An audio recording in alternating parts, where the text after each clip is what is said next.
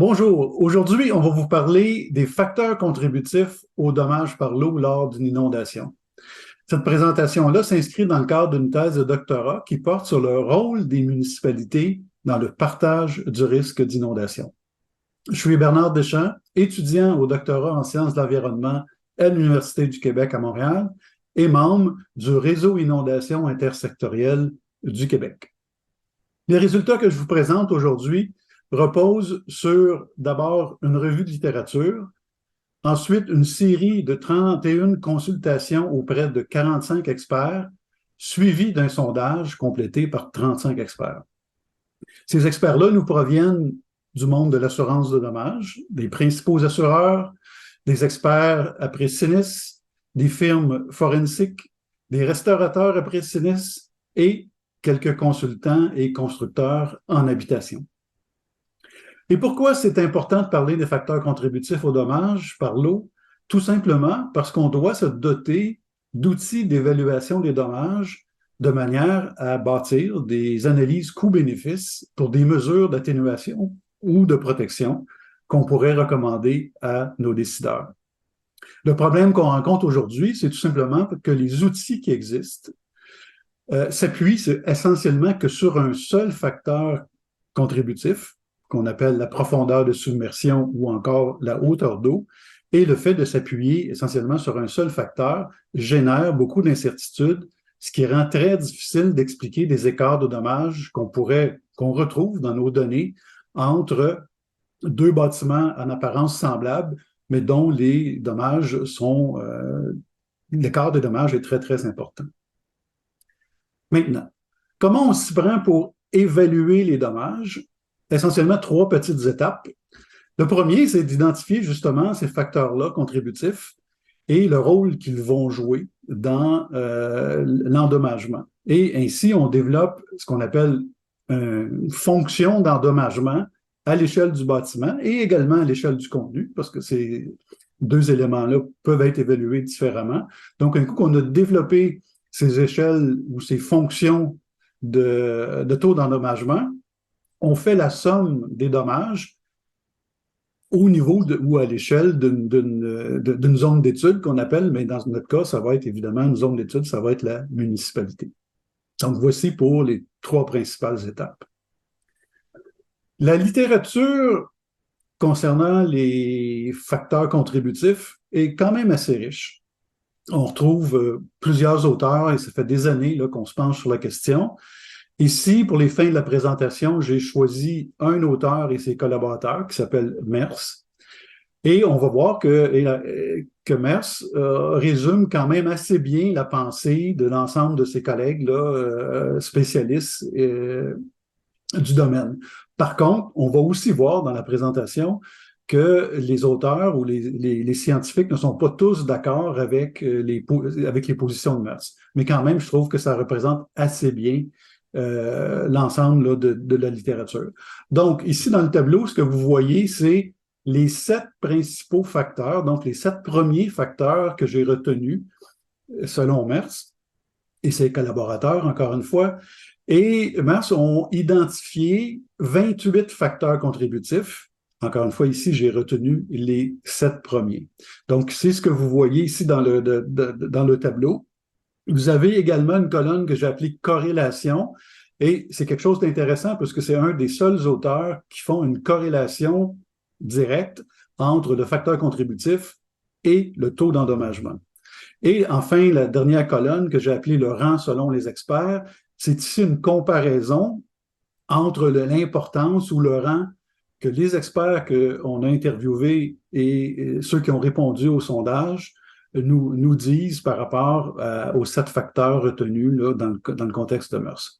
Donc, le premier facteur contributif, c'est celui de la profondeur de submersion. Ce n'est pas une très grande surprise puisque les outils actuels utilisent déjà la profondeur de submersion comme étant le facteur contributif essentiellement le seul. Et ici, on voit là, que les Mers a établi une corrélation qui est très forte entre le taux d'endommagement et la profondeur de submersion. On le voit là dans la colonne corrélation. Par contre, nos experts nous disent, oui, la profondeur de submersion, c'est important, mais on l'a quand même classé au 11e rang sur 40. Donc, on a déjà ici là, un indice que ça ne devrait pas être le seul facteur qu'on utilise. Le deuxième facteur qui est dans la liste de MERS, c'est la valeur du bâtiment.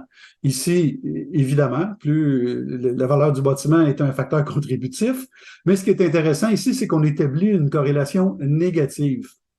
Et la raison pour laquelle cette corrélation-là est négative, c'est que la majorité des dommages causés par les inondations sont des dommages partiels.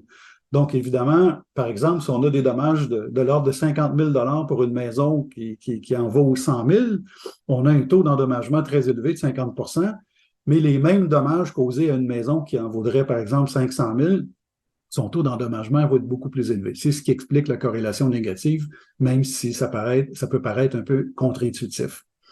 Le troisième facteur, c'est la probabilité de survenance. Et celui-là est très intéressant parce qu'on peut facilement associer la probabilité de survenance avec la présence de résidences ou de toutes sortes de bâtiments dans une zone à risque, dans ce cas-là, dans une zone inondable.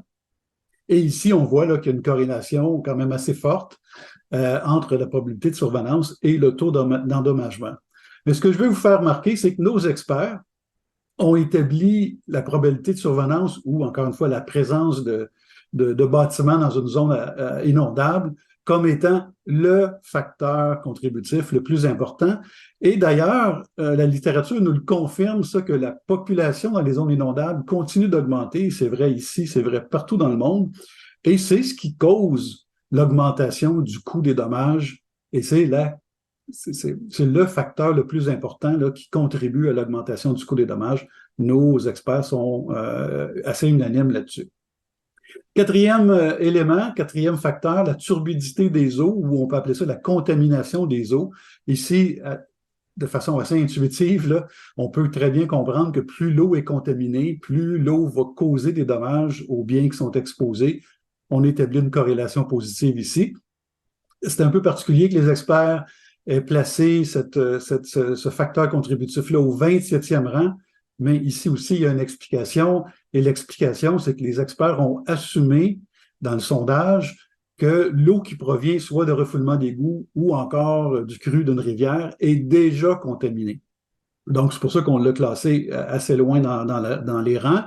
Par contre, lorsqu'on a demandé de classer des facteurs aggravants, comme par exemple la présence d'un réservoir d'huile ou la présence de contaminants au sens large là, dans une résidence ou sur des terrains avoisinants, les experts nous ont dit ça va au 12e rang. Donc, on voit que la contamination de l'eau pour les experts, c'est aussi important que pour Mertz et ses collaborateurs. Cinquième point, la durée de l'événement. Ici, corrélation très positive aussi. On sait très bien que plus les biens sont exposés longtemps, bien, plus ils risquent d'absorber l'humidité par capillarité ou par toutes sortes d'autres moyens. Et également, le fait que la durée augmente, bien, aussi la contamination de l'eau augmente. Donc, il y a un facteur contributif. Nos experts sont tout à fait d'accord avec ça. En 6e rang, les auteurs nous parlent beaucoup de mesures d'atténuation. Ici, on fait référence essentiellement à des pompes de submersion, des drains français, par exemple, l'imperméabilisation du sous-sol, des sacs de sable, bref, une série de mesures. Ici aussi, c'est un peu intuitif là, dans ce cas-là que plus on met des mesures d'atténuation, plus le taux d'endommagement devrait diminuer. Nos experts sont d'accord avec ça aussi. Mais là aussi, on l'a placé au 14e rang. Et la raison pour laquelle ça vient assez loin sur 40, c'est parce que nos experts nous disent oui, c'est parfait, ces mesures-là, mais encore faut-il que ces équipements-là soient bien entretenus puis qu'on sache comment les utiliser lorsque c'est le temps de les utiliser. Donc, oui, on est d'accord que c'est important, mais comme c'est un facteur qui dépend beaucoup du comportement humain, on l'a placé au 14e rang plutôt que de le placer au 6e rang comme Mars l'a fait.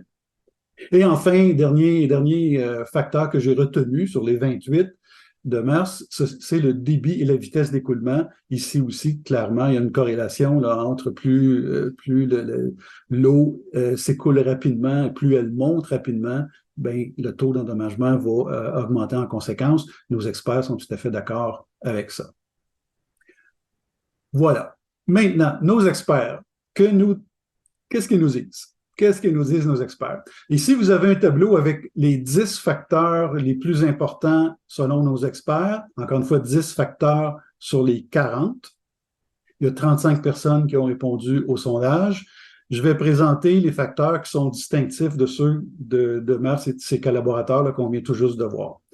Donc, en deuxième lieu, il y a le délai d'intervention. Ici, nos experts nous disent, si on n'agit pas rapidement, bien, clairement, les dommages vont augmenter. Et ça, c'est un des facteurs qu'on devrait tenir compte là, dans l'évaluation des dommages, notre capacité d'intervention, notre capacité d'intervenir pour, encore une fois, réduire l'exposition des biens à l'eau. Troisième facteur ici qui est encore une fois en ordre d'importance, qui est soulevé par nos experts, c'est la présence d'un sous-sol aménagé. Évidemment, nos courbes de dommages qu'on utilise aujourd'hui ou les outils qu'on utilise aujourd'hui tiennent compte de la présence d'un sous-sol, mais c'est très difficile d'établir qu'est-ce qu'il y a dans le sous-sol. Donc ici, les experts nous disent, lorsque les sous-sols sont aménagés, c'est clair que le taux d'endommagement puis le niveau de dommage va augmenter beaucoup. Et c'est un phénomène, selon nos experts, un peu nouveau, là, qui date des années 70-80, où maintenant on utilise le sous-sol comme un milieu de vie, ce qui fait qu'on se retrouve avec des salles de bain, des salles de cinéma maison, etc. Et là, forcément, lorsqu'il y a une inondation, ben, le taux d'endommagement est beaucoup plus élevé que sur un sous-sol en béton, par exemple. Au cinquième point, au cinquième rang, on a les obligations de mise aux nouvelles normes. Très intéressant ce point-là, parce que ça, on ne retrouve pas ça beaucoup dans la littérature. En fait, je ne l'ai pas retrouvé dans la littérature. Nos experts nous disent, oui, quand une maison est endommagée, il se peut qu'on soit obligé de reconstruire ou de remettre aux normes. Et il y a plusieurs raisons pour lesquelles ça pourrait arriver. On peut penser, par exemple, à la présence d'amiante dans une maison un petit peu plus âgée. Donc, on est obligé de remettre aux normes. Non seulement il faut défaire, mais aussi il faut refaire comme il faut. Et ça entraîne des coûts additionnels, donc un taux d'endommagement plus élevé. Septième facteur qui est aussi très intéressant, qu'on traite un peu dans la littérature, mais pas du tout en lien avec le taux d'endommagement, c'est tout l'aspect de la capacité du réseau public ou privé, du réseau d'aqueduc et du réseau d'égouts, d'évacuer l'eau lorsqu'il y a une crue ou lorsqu'il y a des pluies abondantes. Et ici, les experts nous disent, c'est clair que ce facteur-là devrait être considéré dans notre évaluation du taux d'endommagement. Et la raison pour laquelle vous avez deux données ici, le 69 et le 45, c'est tout simplement parce que dans le cadre du sondage, on leur a demandé de différencier la conception de l'état d'entretien ou de la vestusité, si on veut, du réseau d'aqueduc. Donc, c'est pour ça qu'on a deux éléments, mais on voit que même si on ne peut pas les additionner là, comme ça, on voit que ce facteur-là de réseau d'aqueduc au sens large est très important pour nos experts et on devra en tenir compte là, dans nos évaluations. Au huitième rang, ici, on retrouve l'aménagement du terrain. Ici, on peut penser évidemment à la minéralisation du sol, on peut penser à la pente, on peut penser à la hauteur à laquelle le terrain se trouve par rapport au plan d'eau ou par rapport à l'eau. C'est un élément très important selon les experts. Ça aussi, là, ça va venir jouer beaucoup dans le taux d'endommagement. Neuvième point qui est également très intéressant, puis ça aussi très peu discuté dans la littérature, c'est la compétence de la municipalité. Puis ici, c'est un peu paradoxal parce que les experts nous disent plus la municipalité a été soumise à des inondations, plus elle a de l'expérience avec ce genre de catastrophe-là, mais normalement, plus elle va être en mesure de se préparer et communiquer également à ses citoyens comment se préparer et réagir là, lorsque le pire arrive. Donc, c'est un facteur très intéressant à considérer dans notre évaluation et c'est justement un des éléments qu'on veut tenir compte dans le cadre des travaux de la thèse de doctorat, c'est de voir comment les municipalités se préparent et quel crédit on pourrait donner à ces municipalités-là, justement, dans le cadre du partage du risque d'inondation. Et enfin, le dixième et dernier facteur que j'ai retenu, encore une fois, sur les 40, c'est le délai et le type de règlement. Ici, c'est très lié au fait que nos experts, ce sont des gens de terrain, là, des gens qui interviennent en cas d'inondation. Et ce qu'on nous dit, c'est que bon, plus ça prend de temps pour régler le sinistre, plus ça prend de temps pour indemniser l'assuré, plus ça prend de temps pour lui permettre de reconstruire, bien, plus le taux d'endommagement augmente. Et ce qui fait qu'on a tout intérêt à agir le plus rapidement possible, puis à procéder au règlement de sinistre de la manière le plus efficace possible.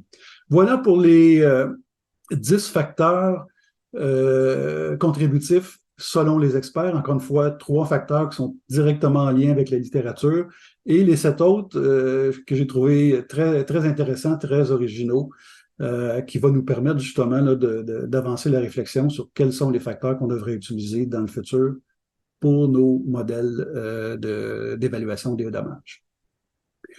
Qu'est-ce qu'on doit retenir maintenant de la présentation? 2 choses. La première, c'est que la profondeur de submersion ou la hauteur d'eau, c'est clairement un facteur important. Ça, il n'y a aucun doute là-dessus. Mais on doit compléter ce facteur contributif-là avec d'autres facteurs. J'ai donné ici 2 exemples. Par exemple, pour une profondeur semblable, bien, on pourrait certainement utiliser utiliser la durée de l'événement comme étant un facteur aggravant ou facteur qui va venir influencer l'impact de la profondeur de submersion sur le taux d'endommagement. De même manière pour la conception et l'état du réseau d'aqueduc qu'on pourrait utiliser pour venir, encore une fois, ajuster ces fameuses courbes-là. Et du même côté, pour un bâtiment semblable, si on veut être capable d'expliquer les écarts d'endommagement, ben peut-être que le taux d'intervention, le délai d'intervention et l'obligation de mise aux normes pourraient être des facteurs contributifs qu'on devrait considérer, encore une fois, dans nos modèles de calcul. Et tout ça pour améliorer nos courbes de dommages, mais la condition pour améliorer nos courbes de dommages, encore faut-il avoir accès à cette information-là. Donc, il faut établir des mécanismes de collecte d'informations avant et après et pendant même l'inondation. Et cette collecte d'informations-là, ce n'est pas que la responsabilité de la municipalité ou du gouvernement provincial ou fédéral, c'est la responsabilité de toutes les parties prenantes, incluant les assureurs. Donc ici, si on était capable de partager des données de manière à se construire des modèles pour évaluer les dommages, on serait grandement en avance et on pourrait, encore une fois, proposer des mesures en utilisant des outils qui sont un peu plus près de la réalité. Encore une fois, c'est une quête sans fin. On n'arrivera jamais à des modèles qui vont prévoir exactement, mais si on est capable d'améliorer ces modèles-là, on va être capable de mieux recommander des mesures et de réduire le risque, ce qui est l'exercice final ou l'objectif final, c'est de réduire le risque pour la population. Voilà, merci. Pour ceux que ça intéresse, il existe un rapport, une espèce de résumé de la présentation là, que j'ai produit par écrit. Donc, vous pouvez tout simplement m'écrire, ça va me faire plaisir de partager cette présentation-là et évidemment le rapport écrit. Et encore une fois, merci à tous les participants et merci au risque également là, de supporter mes travaux. Et on se revoit dans une prochaine présentation. À bientôt.